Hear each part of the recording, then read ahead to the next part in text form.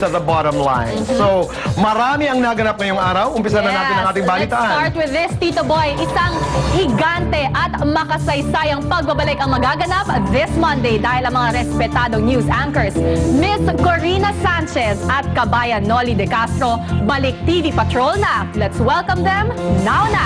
Corina Sanchez at Noli De Castro, makakasama ni Ted Filon bilang tagapaghatid ng balita sa TV Patrol. Another piece of history is made sa muling pagsasama-sama sa TV Patrol ng tatlo sa kinikilala at tinitingalang haligan ng news reporting in the country, sina Noli De Castro, Ted Filon at Corina Sanchez. Itong TV Patrol, hindi ko naman to hiningi ever. Pero binalik nila sa akin, and for that, I'm very grateful. Marami pong salamat sa inyong tiwala sa akin. Since 1986, naging kakampi ng bayan si Corina sa kanyang walang takot na paghihimay ng mga current issues. She's also known to be the first female anchor ng TV Patrol. Nakilala rin si kabayan Noli as one of the original anchors ng nasabing news program at tumatak din bilang anchor ng investigative program na Magandang Gabi Bayan. At patuloy pa rin nating makakasama gabi-gabi si Ted na nagsilbing sandigan ng bayan for the past 27 years of being in the industry.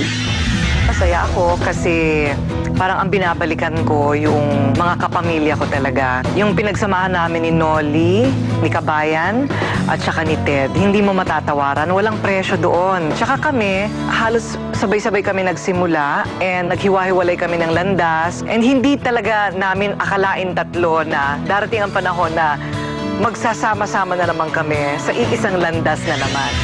This powerhouse team, tutukan gabi-gabi starting Monday, November 8. Nagbabalik po sa inyong tahanan gabi-gabi si kabayang Noli De Castro, si Ted, at syempre ang inyong parating kasangga, si Corina Sanchez. Kaming tatlo magkakasama-sama, walang iwanan. Naririyan kayo para sa amin at kami naman ay naririyan para sa inyo.